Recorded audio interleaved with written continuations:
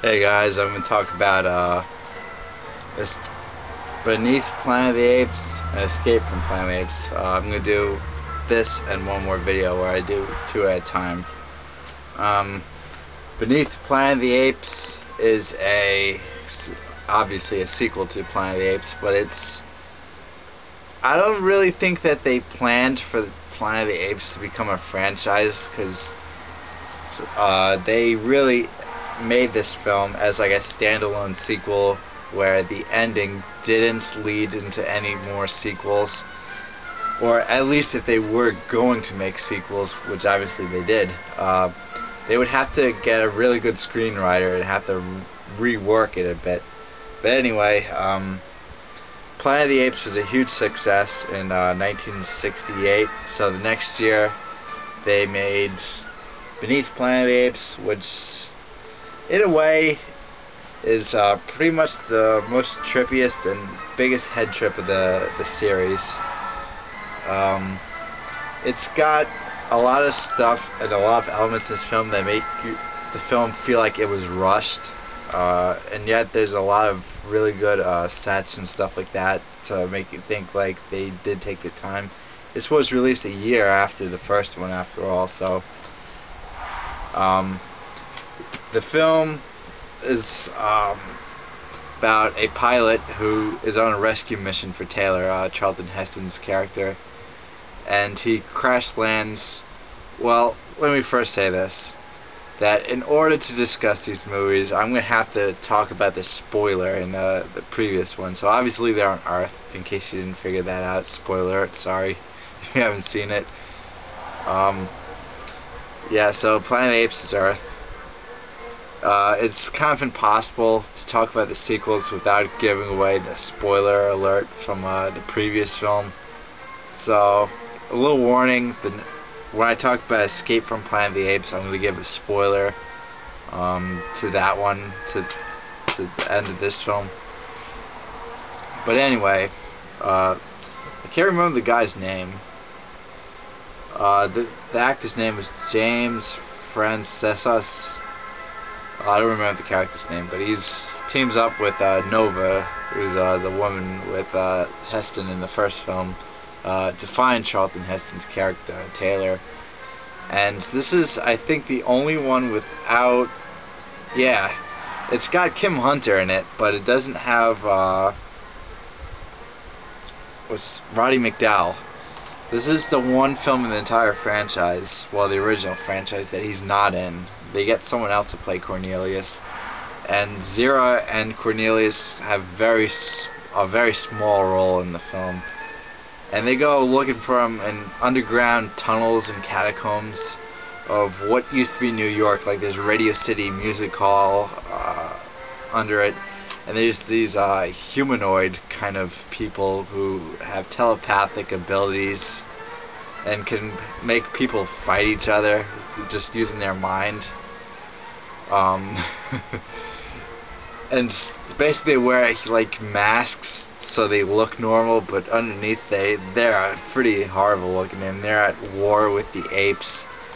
It was pretty much these people weren't even close to being in the previous film. There's a lot of some really great images in here, like the ape statue on fire.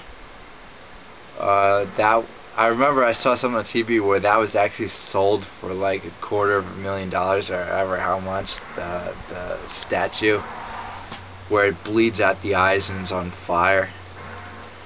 Yeah, and they had the ability, these humanoid type people, to create hallucinations like lightning. It's the weirdest one of the series, I think. I like it, but it's also the most darkest of them all. Actually, I'm pretty amazed that it got a G rating, because this is definitely PG territory, because back in the day they didn't have PG-13.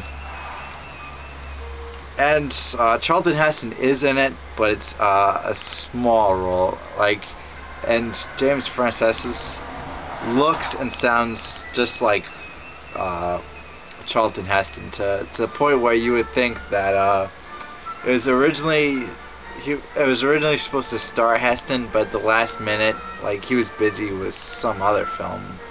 I don't know, maybe the Omega Man was made that year or something like that. I don't know. And he was busy with that other film, so he was only available for like a small cameo role. Because this guy definitely would win a Charlton Heston lookalike contest. I recommend it. I recommend all of them, even though a lot of them aren't very good. Escape from Planet of the Apes. This is probably everyone's favorite sequel. It's definitely the most critically acclaimed. It's not critically acclaimed, but it got good reviews. So it got the best reviews of all the sequels. If you were to see one Planet of the Apes sequel, make it Escape from Planet of the Apes. Like I said, they had to do some pretty interesting work with the screenplay to get this film to work. And what happens is, spoiler, but at the end of Battle for the Planet of the Apes, Earth is destroyed. Yeah, what an ending. And Zira and Cornelius and Dr. Milo leave in a rocket that the other guy used to land on Earth, and they arrive back in present day, which was then present day Earth, and they're basically initially treated like normal apes. There's some really funny scenes, really great scenes where the humans are basically treating these apes as if they're stupid, and meanwhile they're passing all these tests like that they give these apes, and they're like, wow. One line that always cracks me up throughout this film is Zero goes, "I loathe bananas." Yeah, I love these films. What else could I say about that?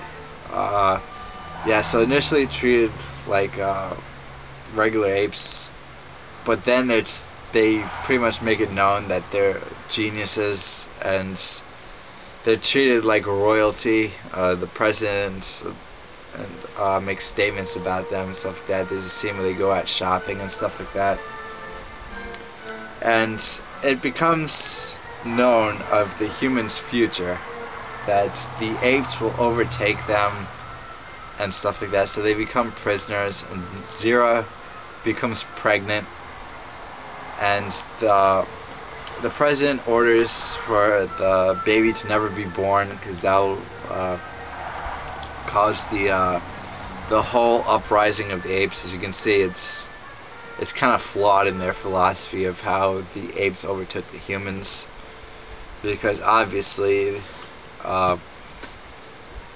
it's kind of a paradox, you know. I'll go more into it in Conquest of Planet of the Apes. But good movie, check it out. It's also got Ricardo Montalban in it, and Ricardo Montalban has like the greatest voice ever. I wish I had Ricardo Montalban's voice. I mean, how can you not get women with a voice like that? Caribbean leather. Check it out. Thanks for watching. I'll do Conquest and Battle for the Planet of the Apes, and this is where the series is not meant for everyone.